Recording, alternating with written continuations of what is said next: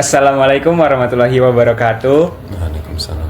Halo Sobat Merasa, selamat datang di podcast Merasa PGSD, ruang diskusi terbuka dari, oleh, dan untuk mahasiswa. Perkenalkan, nama saya Naufal Hafiz Sanjaya yang akan memandu perbincangan hari ini.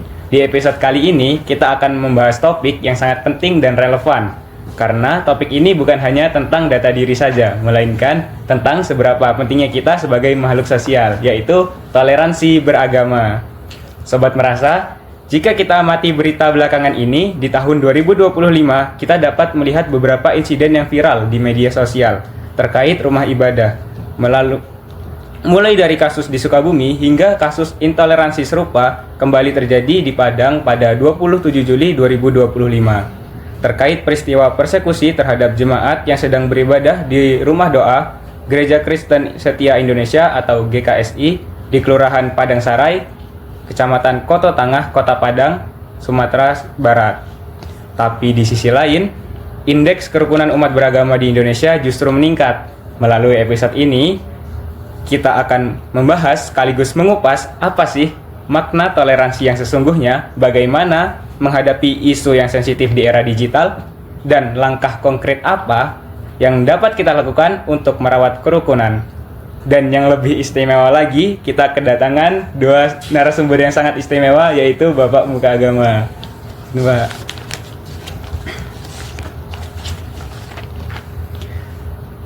Baik, Sobat Merasa, seperti yang sudah saya sampaikan, hari ini sangat berbahagia karena kita dapat berbincang bersama dengan narasumber kita yang luar biasa, yaitu Pak Haryanto dan Pak Muhisom.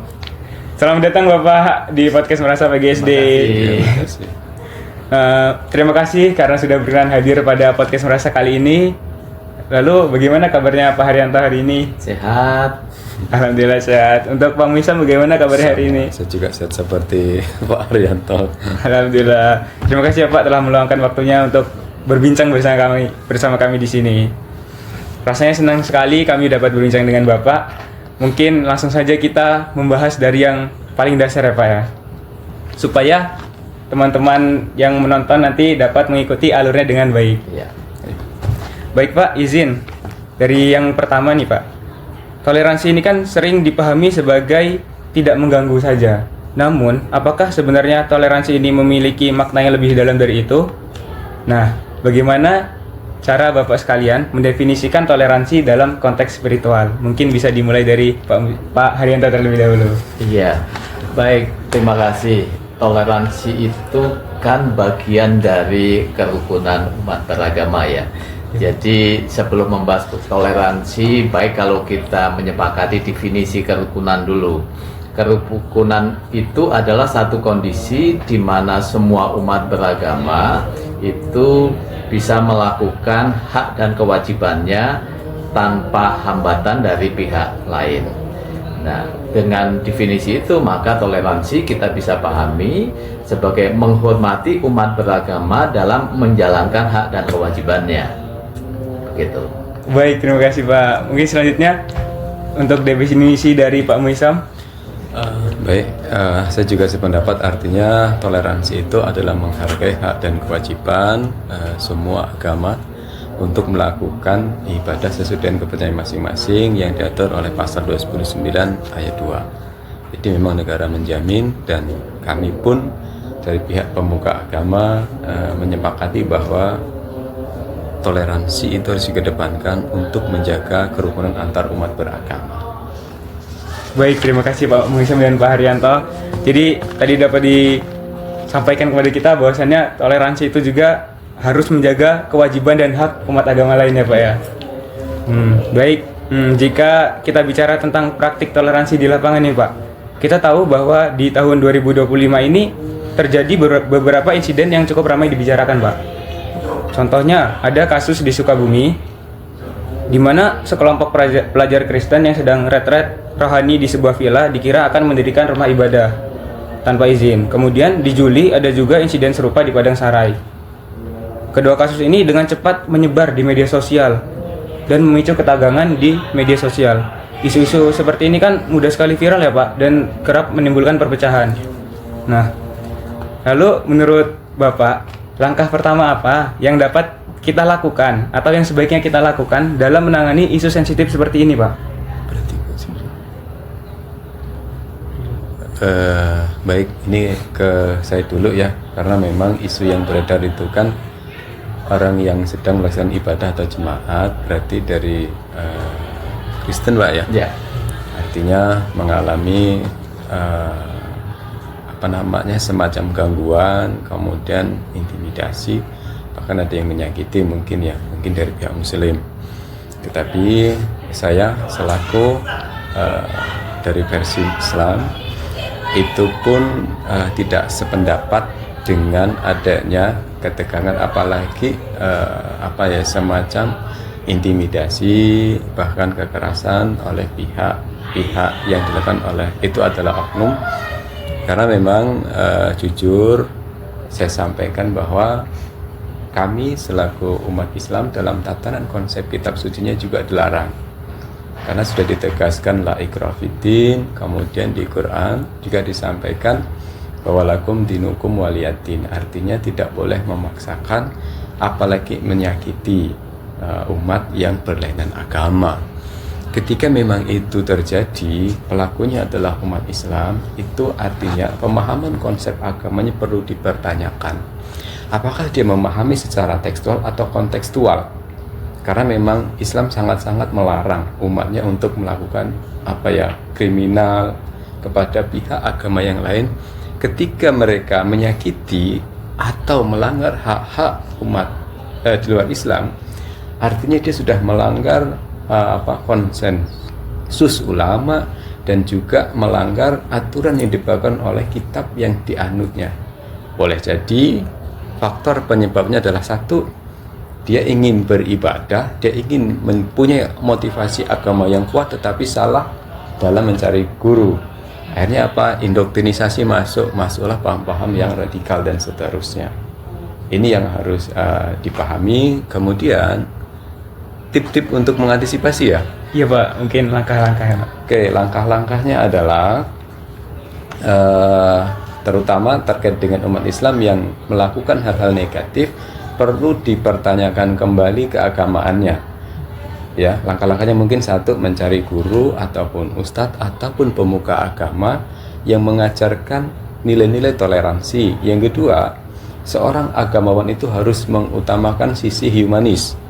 Ketika memang dia di ranah sosial itu tidak baik, dipertanyakan keagamaannya.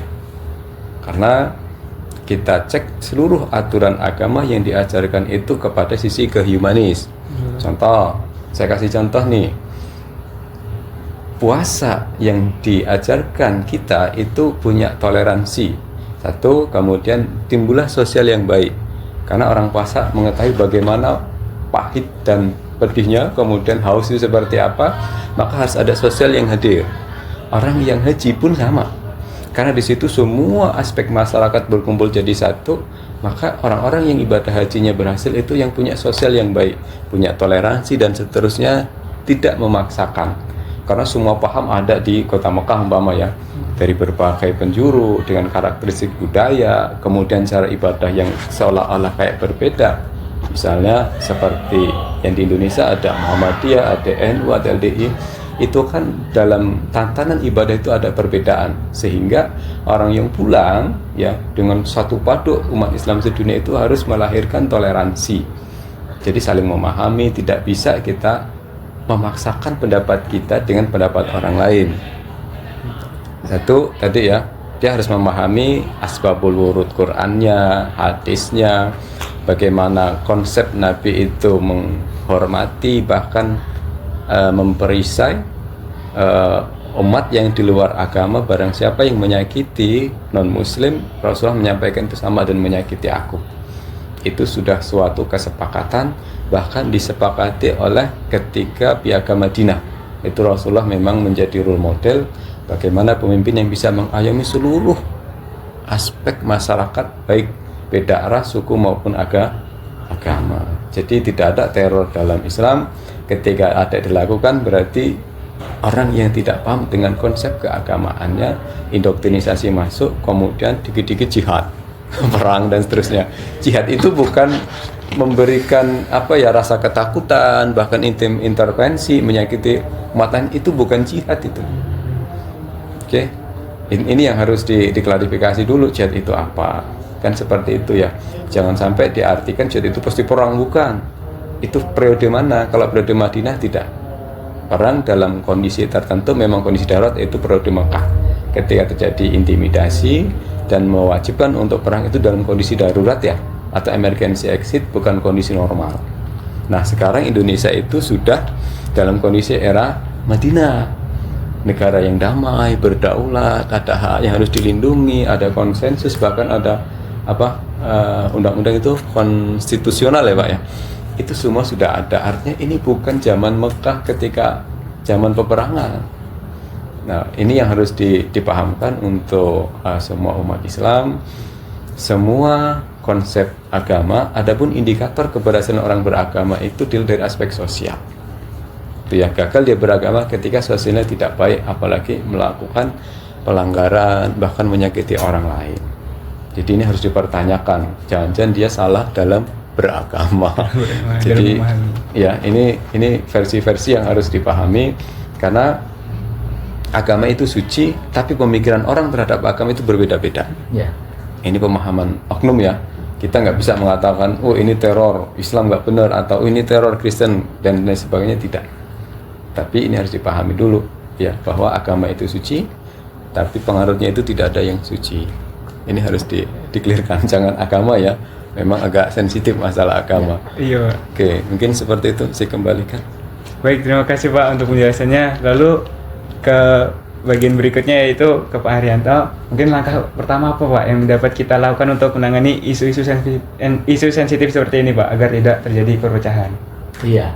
Jadi pertama, kalau sebagai umat beragama akan mengadakan kegiatan, maka lakukan kegiatan itu di tempat yang memang peruntukannya untuk kegiatan keagamaan. Ada banyak rumah-rumah retreat yang berizin, yang memang diperuntukkan untuk penyelenggaraan kegiatan-kegiatan seperti itu. Sehingga itu akan meminimalisir orang mencurigai ini sebagai kegiatan yang dalam tanda kutip mungkin diragukan kebenarannya. Tapi kalau kita mengadakan kegiatan kerohanian di rumah retreat yang memang peruntukannya untuk kegiatan kerohanian, saya yakin orang tidak akan curiga. Itu yang pertama. Yang kedua adalah ketika kita menggunakan tempat itu, usahakan kehadiran kita itu tidak mengganggu lingkungan di mana kegiatan itu diadakan. Kalau itu di rumah retreat, tentu kan rumah retreat itu tidak semuanya ada di puncak gunung gitu yang sepi dari lingkungan masyarakat. Ada banyak rumah kegiatan keagamaan itu yang di lingkungan masyarakat, lingkungan padat penduduk, maka kehadiran kita juga tidak boleh menimbulkan gangguan bagi masyarakat di situ. Mulai kita datang, bagaimana sopan santun kita menyapa masyarakat yang ada di sekitar, begitu. Kemudian kalau berkendaraan, ya bagaimana etika berkendaraannya supaya itu tidak mengganggu lingkungan di masyarakat sekitarnya. Kemudian kegiatannya sendiri, kalau bisa ya kegiatannya tidak menggunakan alat-alat yang mengganggu. Kalaupun ada alat-alat yang dipergunakan untuk ibadah, ya volumenya disesuaikan dengan kebutuhan yang hadir. Tidak seperti kalau kita hajatan begitu ya, volumenya besar sehingga mau tidak mau itu mengganggu masyarakat yang ada di sekitar gitu. Dan kemudian yang ketiga, ya kalau memungkinkan si pemilik tempat untuk kegiatan itu mengkomunikasikan kepada masyarakat bahwa pada hari ini dan seterusnya kami akan kedatangan tamu misalnya yang akan berkegiatan di sini dan seterusnya. Paling tidak kan di masyarakat itu ada RT, atau kalau itu di komplek perumahan biasanya ada satpamnya, begitu dikomunikasikan. Dengan begitu maka kalau ada orang yang mempertanyakan, ada pihak yang berwenang ini untuk menjawab. Dan kalau ada yang akan mengganggu, sudah bisa diantisipasi sedini mungkin dengan kita mengkomunikasikan kepada pihak-pihak yang berwajib itu. Bukan berarti harus lapor loh, bagi saya bukan begitu. Tapi mengkomunikasikan, menyampaikan bahwa rumah kegiatan ini akan digunakan untuk kegiatan ini, pesertanya ini, acaranya ini, sehingga pihak misalnya RT atau aparat itu sudah bisa antisipasi kalau terjadi gangguan seperti yang sudah selama ini terjadi. Begitu. Baik, terima kasih Pak. Jadi bisa kita ambil kesimpulan bahwasannya untuk oknum-oknum yang mengganggu ini perlu dipertanyakan dari sisi keagamaannya ya Pak ya. Lalu untuk pihak yang menyelenggarakan acara bisa dikomunikasikan terlebih dahulu terhadap lingkungan atau masyarakat sekitar, dan bisa juga mencari tempat-tempat yang sudah berizin resmi.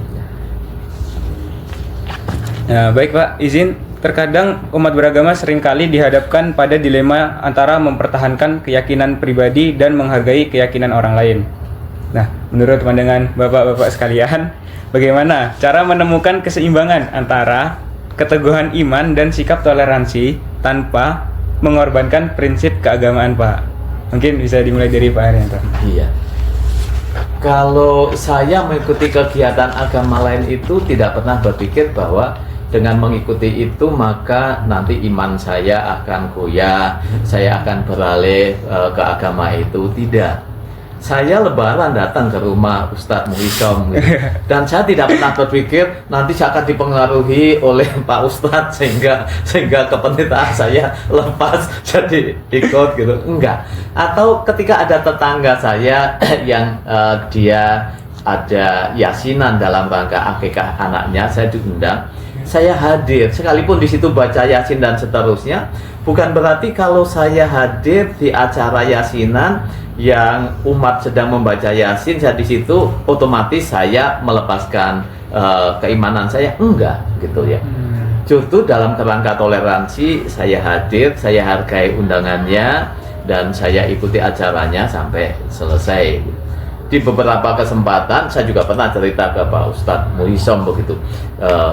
Saya dan beberapa anggota jemaat di gereja saya diundang dalam pengajian yang diadakan di salah satu pondok pesantren dengan menghadirkan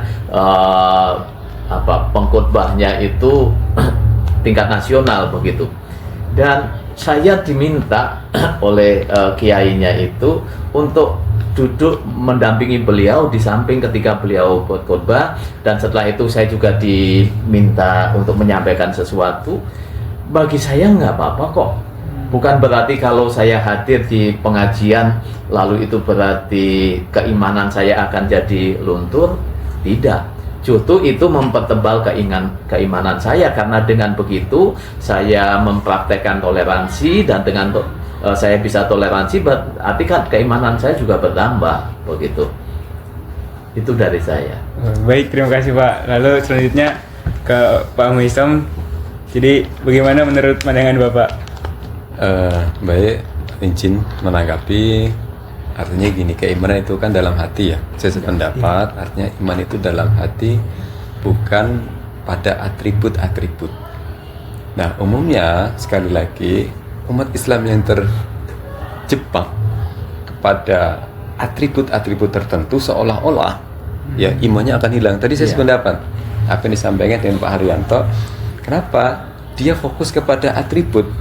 Termasuk ada dulu sempat viral kalimat la ilaha illallah itu dibakar kan, dan seterusnya. Artinya apa? Iman itu memang dalam hati.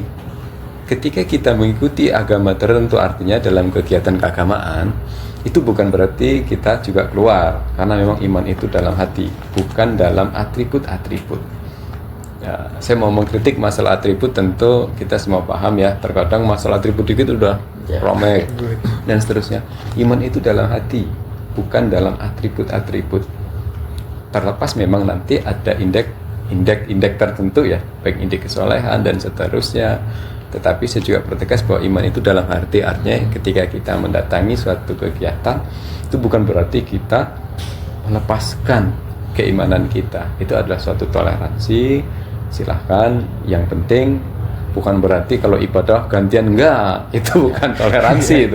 Itu mencampur adukan agama dan itu tidak boleh ya. Kita tetap zero toleran, artinya toleran tertinggi adalah tetap hadir, tidak apa-apa. Dan bahkan mungkin di tempat kami pun mungkin ada gantian kalau Natalan, umat Islam itu menjaga gereja, dan mungkin juga sebaliknya kalau Idul Fitri ya yang jaga parkir itu ya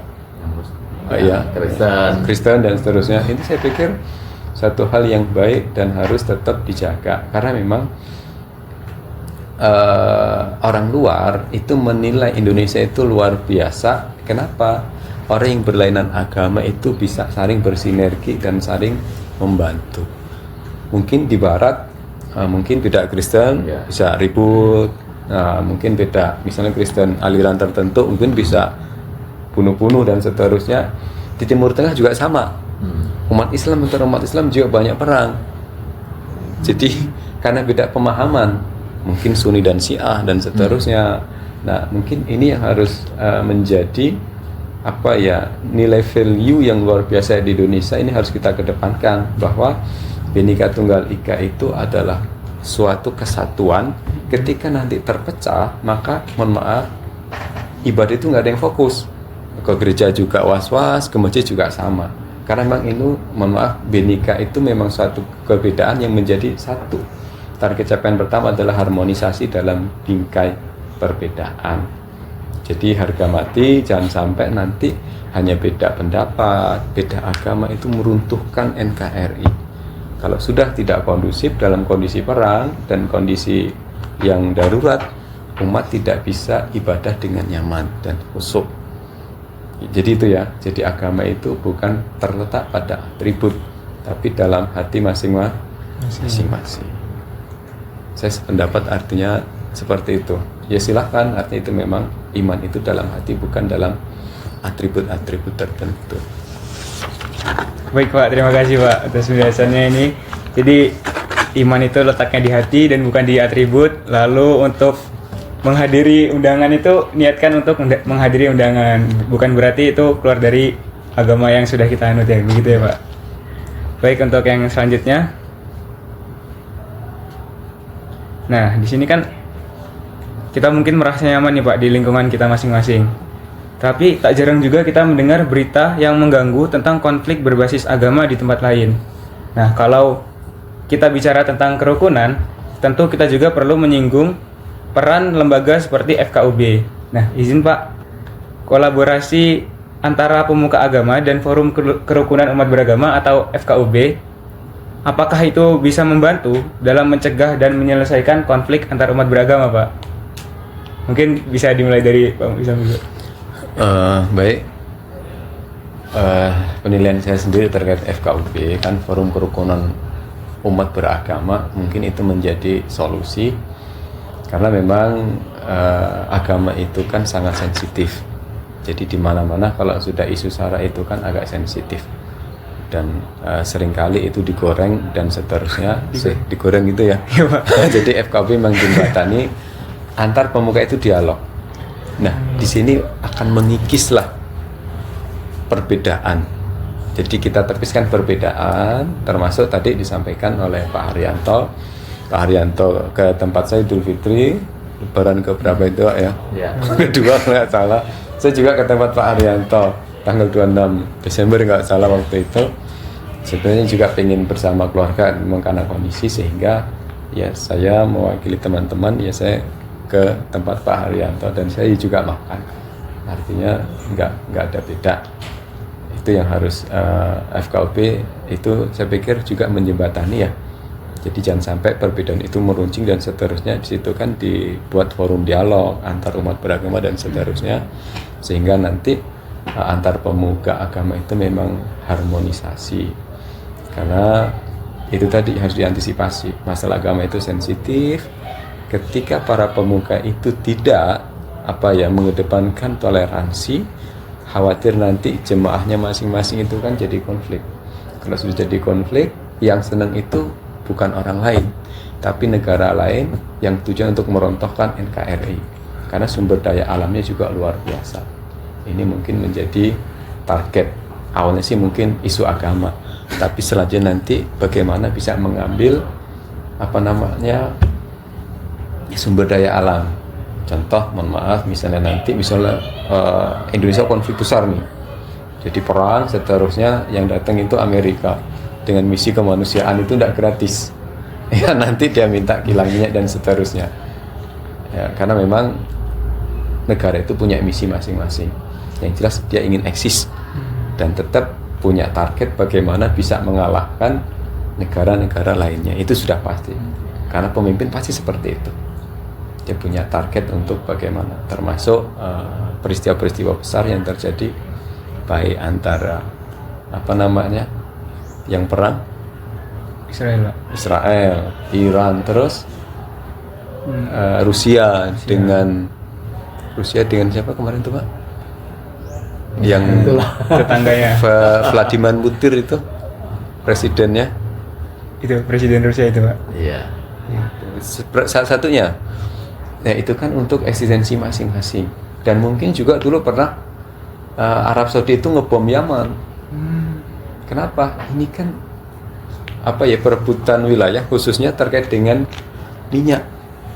Kalau kita lihat kan sama-sama Islam. Mekah ya Islam, Yaman ya Islam. Tetapi karena perebutan minyak dan seterusnya, termasuk dulu Indonesia pernah sempat tegang dengan Malaysia terkait batas, itu kan ada kilang minyak di tengah itu, di Ambalat kalau nggak salah. Itu sebenarnya juga sama toh, penduduk Malaysia itu mayoritas juga orang Islam dan seterusnya, tetapi itu sudah bukan ranah agama. Ini terkait dengan kepentingan negara. Jadi yang jualan alat perang ya jualan perangnya kan gitu. Jadi itu sebenarnya adalah misi, bukan masalah agama kalau kita ngeliat lebih jauh sebenarnya. Tapi kadang itu digoreng dengan isu agama. Karena memang isu agama itu sangat sensitif. Walaupun dia nggak sholat, kalau agama direndahkan ngamuk ya, kalau sholat juga enggak.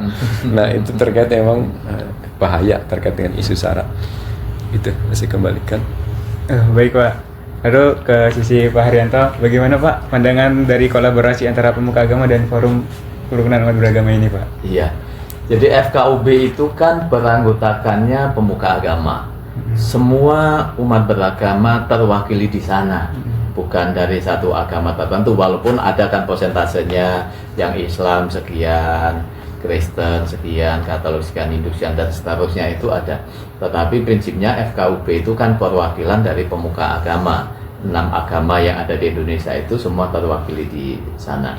Dan karena itu sudah mewakili semua pemuka agama, maka di dalam persoalan-persoalan keagamaan mestinya FKUB hadir untuk menjembatani penyelesaian konflik keagamaan yang terjadi. Bahkan bukan hanya konflik, dalam kondisi baik-baik pun idealnya juga FKUB hadir di masyarakat yang beragama. Pengalaman ketika saya masih pendeta di gereja, ketika mengurus perizinan untuk renovasi rumah ibadah begitu, ternyata FKUB juga sangat baik menolong gitu. Dan pada akhirnya juga keluar izin untuk renovasi rumah ibadahnya. Jadi bagi saya FKUB punya peran penting karena dia lembaga yang dibentuk oleh pemerintah dan ditugasi untuk membangun kerukunan antar umat beragama, maka perannya sangat penting di dalam memfasilitasi konflik-konflik keagamaan yang terjadi. Baik, terima kasih Pak. Jadi bisa kita ambil ya teman-teman bahwasannya FKUB ini menjadi wadah untuk para pemuka agama berkolaborasi atau berkomunikasi di dalam situ yang difasilitasi oleh pemerintah. Lalu izin Pak untuk yang selanjutnya. Nah, generasi sekarang ini kan tumbuh di era digital di mana informasi termasuk konten intoleransi itu mudah diakses ya Pak ya. Maaf Pak, izin. Untuk setiap ajaran agama itu tentunya memiliki tujuan yang mulia, yaitu menyebarkan kebaikan dan kedamaian bagi semua. Namun dalam menyampaikan pesan-pesan keagamaan kadang muncul perbedaan sudut pandang nih Pak, atau penafsiran yang sensitif bagi umat agama lain. Nah, menurut Bapak sekalian, bagaimana cara yang bijaksana dan beretika bagi para pemuka agama dalam menjalankan ajaran atau perbedaan teologis agar tetap bisa memperkuat keimanan umat masing-masing tanpa menyinggung keyakinan yang berbeda, Pak? Mungkin bisa dimulai dari Pak Haryanto. Iya. Jadi dalam pengajaran-pengajaran yang saya lakukan, maka saya fokus pada ajaran Kristennya. Saya tidak mengajak umat untuk membandingkan dengan ajaran lain. Jangankan dengan Islam begitu ya, dengan Katolik yang kita beda tipis pun, saya tidak pernah mengajarkan untuk membandingkan antara Kristen dengan Katolik. Karena bagi saya, kalau umat ini ingin belajar kebenarannya Kristen, ya belajarlah ajaran Kristen. Tidak usah menilai ajaran agama lain dengan kacamata Kristen, dengan sudut pandang Kristen, karena pasti akan tidak ketemu. Kalau kita mau menilai agama lain, ya nilailah dari sudut pandang agama itu. Padahal sebagai orang Kristen kan tidak menguasai sudut pandang agama lain itu. Maka saya selalu mengajarkan baik dalam khotbah-khotbah, dalam kuliah dan pengajaran-pengajaran kepada umat, ya ayo kita pelajari ajaran keagamaan kita saja. Gitu, supaya kita paham dan itu yang kita lakukan tanpa harus menjelek-jelekan ajaran agama lain. Kalau ternyata kita menemukan ajaran kita kok berbeda dengan ajaran agama lain. Berbeda itu bukan berarti ajaran kita paling benar lalu ajaran lain salah. Tidak. Bagi kita yang Kristen, ajaran kitab sucinya Kristen ini ya paling benar. Tapi kita juga hargai juga umat beragama lain, dan harusnya bagi umat beragama lain juga mengakui ajaran agamanya itu yang paling benar. Dan karena masing-masing ini paling benar, ya ayo kita lakukan sesuai dengan kitab sucinya masing-masing. Demikian. Nah, baik, terima kasih Pak. Mungkin selanjutnya ke sisi Pak Umisom. Oke, baik. Artinya saya juga sependapat tidak objektif dan juga tidak dewasa kalau mengukur keyakinan kita dan orang pasti beda. Maka saya sependapat bahwa keyakinan kita itu yang paling benar, itu menjadi standarisasi penganut agama. Tetapi bagaimana kita bisa menerima keyakinan orang lain benar dalam versi mereka masing-masing. Artinya kita tidak bisa mengukur pendapat kita dengan kacamata orang lain. Sedangkan agama, suku aja sudah beda. Padahal suku, umpama suku Jawa bagaimana cara makan dengan suku Lampung itu sudah beda dan tidak bisa diukur antara Jawa dan Lampung. Itu masalah makan, hanya satu suku. Apalagi hal sangat fundamental terkait dengan agama. Tidak bijak kalau kita mengukur berdasarkan asumsi kita. Maka saya juga sampaikan bahwa standarisasi ya penganut agama itu ya harus yakin. Kalau dia nggak yakin, bagaimana dia mau konsisten, mau eksis dengan agamanya kalau dia tidak yakin? Maka standarisasi adalah semua penganut agama wajib mempercayai agama adalah yang paling benar, dan itu pendapat yang paling benar. Tapi bagaimana kita juga bisa ya menerima perbedaan itu benar dalam versinya? Karena tadi saya juga sependapat kita tidak bisa mengukur agama itu dan agama, karena satu hal yang berbeda itu pasti nggak akan ketemu. Sama orang yang senang pedas dan nggak senang pedas, ya nggak ketemu. Enak lo pedas, ya enggak, karena satunya nggak suka pedas, karena nggak bisa jadi ukuran. Jadi hormati, karena memang itu suatu hal yang berbeda, yang beda nggak usah disama-samakan karena nggak ketemu. Ya. Tapi yang sama jangan dicari perbedaannya. Ini yang bahaya, yang sama malah dicari perbedaan. Oh ini berbeda, ini akhirnya jadi konflik dan seterusnya. Ada yang kunut, ada yang enggak, itu jadi masalah. Bukan, yang sama biarkanlah berjalan. Ya, itu tadi saya sampaikan bahwa agama itu mutlak kebenarannya, tapi pendapat orang tidak ada yang mutlak kebenaran. Karena namanya manusia pasti punya titik kelemahan, punya titik pemahaman siswa aja itu sudah beda-beda, walaupun gurunya nyampaikan sama ataupun satu, itu beda-beda. Apatah lagi agama yang sangat komprehensif, ya aturannya cukup komprehensif, menyeluruh, totalitas. Pemahaman orang itu juga berbeda-beda. Nah, di sini jangan sampai perbedaan itu malah menjadi hal yang dibesar-besarkan. Jangankan kok beda agama, yang sama-sama agamanya kadang berbeda. Nah, ini tadi juga harus dipahami secara bersama ya, kita nggak bisa mengukur. Dan sebenar apapun, ini kalimat orang bijak mengatakan gini, sebenar apapun pendapat kita itu pasti punya peluang untuk salah, dan sesalah apapun pendapat orang itu punya peluang untuk benar. Tetapi keyakinan yang paling benar itu adalah pendapat kita.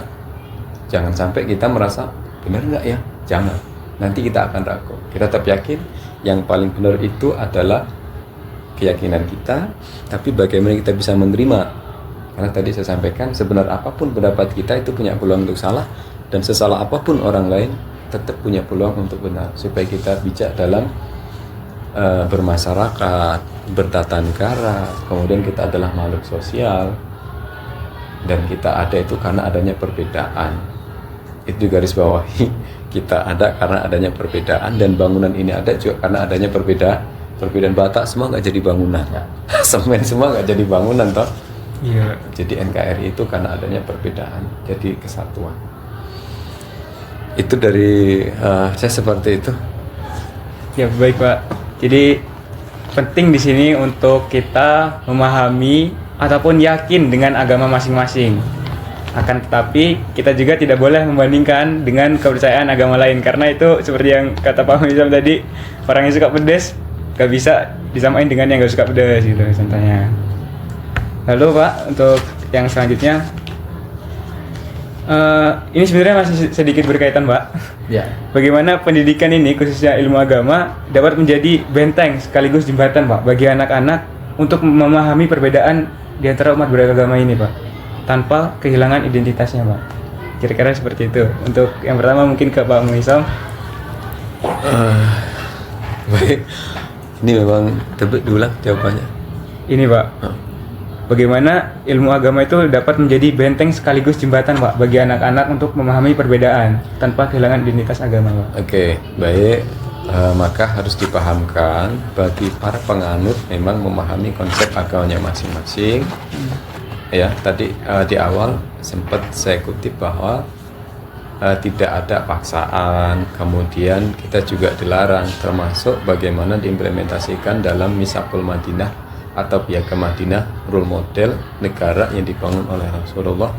Itu pun sangat menghargai dan menghormati, bahkan menjaga ketika ada non-muslim disakiti, maka Rasulullah lah orang yang pertama kali memperisai. Walaupun beliau adalah seorang presiden pertama kali atau khalifah di kota Madinah yang disebut dengan negara Madani atau Madinah, termasuk suatu prototipe negara termakmur, teradil seketika itu. Maka usahakan untuk orang yang memahami agamanya supaya lebih komprehensif, jangan parsial. Khawatirnya tekstual, kemudian nggak mendalami esensi, karena banyak alat yang harus diikuti ya, atau syarat. Jadi termasuk contoh Quran pun ada asbabul wurud, asbabul nuzul dan seterusnya, itu turunan-turunan. Jangan membaca terjemah, nanti bahaya. Termasuk penyebutan kata kafir dan seterusnya. Ini kalau nggak dipahami, khawatir nanti akan menjadi gejolak. Karena terkadang identitas suatu bahasa itu beda-beda pemaknaannya, punya karakteristik. Orang Jawa dan orang Lampung sama-sama lawang itu beda makna. Jadi ini jangan sampai ya makna kafir itu makna negatif. Lah ini kan orang Arab. Jadi kalau di sini seolah negatif, ya jangan pakai kalimat yang sama. Itu kadang kita memaksakan. Yang tekstual memahami agama kayak gitu Pak. Jadi langsung gitu ya. Maknanya kafir itu ini bukan. Itu makna bahasa Arab, nanti bisa dipercantik. Kan gitu ya. Jangan paksakan. Tadi orang Jawa ketemu orang Lampung, ya orang Jawa ngomong lawang itu ya bagus, orang Lampung nanti beda lagi. Ada lagi yang sangat sensitif, nanti dulu bahasa Jawanya dengan maaf kalimatnya sama, itu Lampung itu negatif lagi. Nah ini terkadang orang terlalu memaksakan, jadi seolah-olah negatif aja, akhirnya apa, radikal, sikut marah-marah, saklek, jadi kaku dalam beragama. Agama itu mempermudah loh. Agama itu memberikan ya keteduhan, dan seterusnya. Tapi kalau orang beragama kok marah-marah terus dan dikit-dikit ngamukan atau marah-marah, ya itu dipertanyakan konsep agamanya, dan dia tidak paham. Itu ya yang harus diantisipasi, jangan memaksakan dan pahami dulu. Itu hal-hal yang sering saya lihat di media sosial. Oh, jangan pakai kalau misalnya saya WA ataupun saya pakai ASS itu pantat. Bukan, itu apa namanya? Itu bahasa yang berbeda. Sama itu dengan orang Lampung, lawang. Ngamuk orang Lampung, kalau orang Jawa mah enggak. Karena itu namanya pintu. Nah, ini loh, kita coba harus lebih memahami konteks-konteks dan kontekstual. Ada mana yang tersirat, ada yang tersurat dan seterusnya. Ini saya juga sedih kalau ada orang yang saklek, nggak paham agama tapi terlalu emosinya tinggi. Jadi energinya itu berani bagus, tapi ilmunya kurang. Akhirnya agak menabrak-nabrak aturan yang ada. Ya, ini sedikit yang harus kita coba pahamkan. Jangan sampai nanti kehilangan identitas dan seterusnya. Karena memang harus dipahamkan betul. Ya. Baik Pak, lanjut ke Pak Haryanto. Tadi itu pertanyaannya, ilmu agama itu kan bisa menjadi benteng, Pak. Nah, kira-kira tuh bagaimana menjadi bentengnya dan sekaligus jembatan bagi anak-anak untuk memahami perbedaan tanpa kehilangan identitas agamanya, Pak? Oke. Jadi semakin seseorang memahami ajaran agamanya, maka harusnya dia semakin bisa menghargai agama orang lain. Misalnya kalau di ajaran Kristen ya, semakin dia memahami ajaran tentang mengasihi, maka dia akan semakin bisa mengasihi orang lain. Karena kan kalau ajaran Kristen mengasihi Tuhan, mengasihi sesama. Nah, siapa sesama itu? Sesama itu ya sesama yang seiman Kristen dan juga sesama manusia yang tidak Kristen. Bahkan ajaran tentang mengasihi di agama Kristen itu, kasihilah musuh-musuhmu gitu. Musuh saja harus dikasihi, apalagi kalau ini umat beragama lain yang adalah sesama kita, bukan musuh. Sehingga kalau seorang Kristen itu semakin dia paham ajaran agama kekristenannya, dia tidak akan menjadi fanatik. Dia justru bisa menerima perbedaan antar agama yang lain, bisa menerima kehadiran umat beragama lain, bisa menghargai umat beragama lain. Dan itu yang akhirnya menjadi jembatan bagi toleransi antar umat beragama. Maka semua umat beragama, ya mari kita perdalam ajaran agama kita masing-masing, supaya dengan begitu kita bisa semakin menghargai umat beragama lain. Terima kasih, Pak.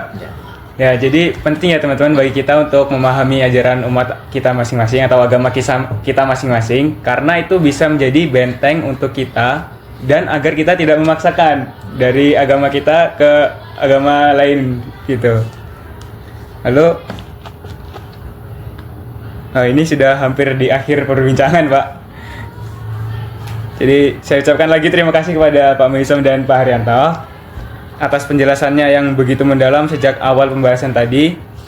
Sebelum kita akhiri sesi ini, izinkan saya menanyakan satu hal nih, Pak. Ya. Terkait langkah sederhana yang bisa kita lakukan, baik sebagai individu maupun sebagai bagian dari masyarakat, untuk terus menjaga semangat kerukunan dan toleransi antar umat beragama.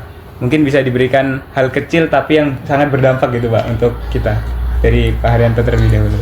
Iya, hal kecil yang sangat berdampak. Jadilah umat beragama yang inklusif, terbuka. Jangan menjadi umat beragama yang eksklusif, yang tertutup. Artinya begini, kalau kita inklusif itu kita menerima umat beragama yang lain. Kita tidak menghakimi umat beragama lain itu sebagai umat yang ya katakanlah berdosa, nanti masuk neraka begitu. Sementara kita saja masuk surga. Tidak.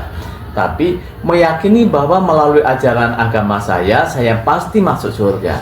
Dan juga menghargai orang lain yang berkeyakinan bahwa melalui ajaran agamanya ia juga akan masuk surga. Surga itu luas kok, cukup untuk semua umat beragama. Jadi tidak harus mengkapling, ini kaplingan orang Kristen nih masuk surga, nanti yang lain yang tidak Kristen pasti masuk neraka itu. Jadi mari kita beragama yang inklusif, yang terbuka, tidak eksklusif, tidak menganggap agamanya sendiri paling benar dan menghakimi agama orang lain salah. Tidak menganggap dirinya sendiri yang nanti masuk surga, menghakimi orang lain pasti masuk neraka. Itu pertama. Kedua, hal kecilnya adalah saya ajak kita untuk ya mari kita berpikir global, jadi berpikir global tapi bertindak lokal. Artinya tindakan kecil saya menghargai Pak Muisom itu saya lakukan dalam kerangka global, kerangka menyeluruh, dengan asumsi kalau semua orang bisa menghargai sesamanya dan semua orang di dunia ini melakukan itu, maka kedamaian itu tercipta di dunia. Sekalipun saya melakukan itu dengan tindakan hanya menghargai Pak Muisom saja, tapi saya berpikir saya menghargai Pak Muisom karena saya ingin supaya kedamaian itu tercipta di seluruh dunia, dan saya harap diikuti oleh semua orang. Kalau semua orang di dunia itu melakukan hal yang sama, tidak mustahil kok kerukunan umat beragama di seluruh dunia ini juga bisa terwujud. Begitu. Baik, terima kasih Pak. Lanjut ke sisi Pak Muisom. Sebenarnya hampir sama ya. Artinya memang termasuk indikator aliran sesat itu memang agak eksklusif di kami juga. Artinya tidak boleh beragama itu sendiri, parsial dan seterusnya, karena memang harus terbuka ya. Termasuk konsensus itu harus diutamakan, ijma ulama, karena juga agama kita mengajarkan mustahil orang itu akan gotong royong dalam sisi negatif gitu ya. Jadi usahakan cari kelompok agama yang memang terbuka, artinya inklusif. Kemudian kita bisa bangun dialog, kita saling menghargai, termasuk juga ya saya dan Pak Herianto juga sama, kita saling bersilaturahmi, saling menghargai. Apa yang bisa saya bantu ya saya usahakan untuk membantu. Artinya tidak karena beda agama kemudian tidak membantu sama sekali, juga tidak. Bahkan ada kisah inspiratif ya, bagaimana seorang wanita malam itu yang pulang ngejob ya, malam kan ngejob, kalau wanita malam kan jobnya malam. Jadi dia pulang dengan melihat sosok anjing yang kehausan, sudah hampir mati. Kemudian wanita ini kan mengambilkan air. Zaman dulu tidak ada sanyo, tidak ada keran, enak sekarang. Jadi di tengah padang pasir itu yang sangat tandus, kemudian ada sumur tua, pakai apa itu namanya? Timba, bahasa Jawanya erekan gitu ya. Erekan. Jadi sudah ditarik, timbanya kan udah rusak, habis sampai atas terus dan seterusnya, sampai akhirnya wanita ini turun, sepatunya itu digigit untuk mengambil air, kemudian dikasih minum. Kemudian ada perubahan dari anjing tadinya lemes, hampir mati, seterusnya sudah mulai sudah sehat, mulai suka pulih, kemudian dia jalan. Ini juga nggak boleh kisah ini digeneralisasikan. Artinya nanti kalau ada poin hikmah satu, walaupun dengan hewan apapun ya itu kan minta untuk dikasihi tadi ya. Artinya hampir sama ajaran kasih sayangnya, bukannya sama manusia, hewan pun wajib dikasihi, termasuk bagaimana proses penyembelihan. Bahkan kita juga diajarkan ketika istinja atau buang air. Dulu kan tidak ada WC umum kayak sekarang. Dulu masih ada di hutan-hutan. Itu di kitab fikih itu pasti dilarang buang air di tempat yang berlubang. Itu nggak boleh. Kenapa? Ajarannya diajarkan bahwa khawatir ada satu gas beracun. Nanti kalau naik berarti dia akan keracunan. Kalau nggak ada gas beracun, siapa tahu ada semut di dalam. Dosa apa semut kemudian kena banjir karena air seninya itu ya. Itu ajaran kita bahwa jangan sampai beragama juga harus menebarkan sisi-sisi kebaikan, kasih sayang, bukan hanya kepada manusia, bukan hanya peri kemanusiaan, peri kehewanan juga harus dikedepankan. Motong hewan pun harus pakai alat yang tajam, tidak boleh yang tumpul karena sakit gitu ya kalau menggunakan yang tumpul. Dan juga dilarang untuk memotong hewan, umpama Noval ini disuruh ibunya motong ayam, ada 10 tuh nggak boleh di depan ayam lainnya. Itu secara psikologisnya kan ketakutan itu ya. Sebentar lagi siapa lagi ini yang dieksekusi itu ya, berdarah-darah itu ya. Artinya itu juga larangan bagi agama kita, nggak boleh menyakiti hewan aja diperhatikan, apatah lagi manusia. Ayo tumbuhkan rasa kasih sayang kepada semua makhluk hidup, baik manusia ataupun di luar manusia, juga lingkungan. Terakhir saya kutip, irhamu man fil ardi yarhamu man fis sama. Kasihi penduduk bumi, penduduk langit akan mengasihimu. Mungkin closing dari saya seperti itu. Baik, terima kasih Pak Muisom, terima kasih Pak Haryanto. Jadi dapat kita simpulkan tadi bahwasannya hal kecil yang bisa kita lakukan tuh jangan beragama eksklusif, tapi secara inklusif atau terbuka. Lalu kita harus bertindak lokal dan berpikir global tadi ya Pak. Lalu saling mengasihi, baik itu sama manusia maupun juga dengan hewan. Wah, luar biasa sekali ya teman-teman perbincangan kita hari ini bersama Bapak Muisom dan Pak Haryanto. Banyak sekali wawasan dan nilai yang berharga yang dapat kita petik dari perbincangan kita hari ini terkait bagaimana kita toleransi dengan umat agama lain, bahkan sampai tadi menghargai semua makhluk hidup di dunia. Lalu melalui pandangan dari Pak Muisom dan Pak Haryanto, kita belajar bahwa menghormati perbedaan bukan berarti melemahkan iman, namun justru memperkuat rasa kemanusiaan dan rasa kasih di antara kita semua. Sebelum kita akhiri, masih ada closingnya nih Pak. Masih perlu closing statement dari Pak Haryanto dan Pak Muisom. Mungkin dari yang senior dulu. Dari Pak Haryanto terlebih dahulu untuk closing statementnya Pak. Saya persilakan. Iya. Jadi closing statement saya, ya mari sebagai warga negara Indonesia kita bersama-sama mewujudkan kerukunan umat beragama, karena kerukunan itu tidak bisa hanya diwujudkan oleh satu umat beragama, tetapi ini harus diwujudkan oleh semua gitu. Dan kerukunan itu hendaknya otentik, lahir dari kesadaran sendiri, bukan dipaksakan oleh pihak-pihak lain, tetapi memang lahir dari kesadaran sendiri bahwa saya memang harus menciptakan kerukunan umat beragama. Begitu. Baik, terima kasih Pak Haryanto. Lanjut closing statement dari Pak Muisom. Saya persilakan. Oke, baik. Closing statement,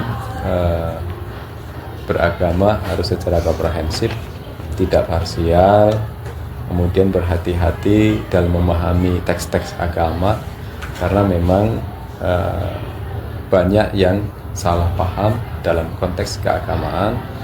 Kemudian indikator orang berhasil dalam beragama ketika dia bisa menciptakan perilaku sosial yang baik dalam dirinya. Hati yang keras itu tidak bisa menerima pendapat orang lain, itu merupakan indikator dari kegagalan dalam beragama. Jadi mari kita buka hati kita masing-masing, ya, dengan hati yang lembut itulah nanti akan turun sifat rahman Allah ke dalam hati kita masing-masing. Siapapun ya yang ada di muka bumi itu adalah makhluk ciptaan Tuhan yang harus kita sayangi. Tuhan aja memelihara dan menjaga ekosistem, masa ia manusia yang bukan membuat kok mau merusak kan gitu ya. Itu hal yang sudah melampaui Tuhan kan gitu ya. Seperti itu dari saya kembalikan. Baik, terima kasih Pak. Luar biasa sekali closing statement dari Pak Haryanto dan closing statement dari Pak Muisom. Saya ucapkan terima kasih lagi kepada Pak Haryanto dan Pak Muisom karena waktu dan ilmunya yang sangat bermanfaat. Dari diskusi hari ini kita belajar bahwa toleransi bukan sekedar menerima perbedaan, tapi juga tentang menghormati, memahami, dan saling menghargai di tengah keberagaman. Terima kasih juga untuk teman-teman yang telah menyaksikan podcast ini sampai akhir. Jangan lupa untuk follow dan bagikan sebanyak-banyaknya agar semakin banyak orang-orang yang terinspirasi. Sampai jumpa di episode selanjutnya. Tetap kritis, tetap peduli, dan tetap bersuara. Saya akhiri. Wassalamualaikum warahmatullahi wabarakatuh. Baik, terima kasih Pak Tom. Siap.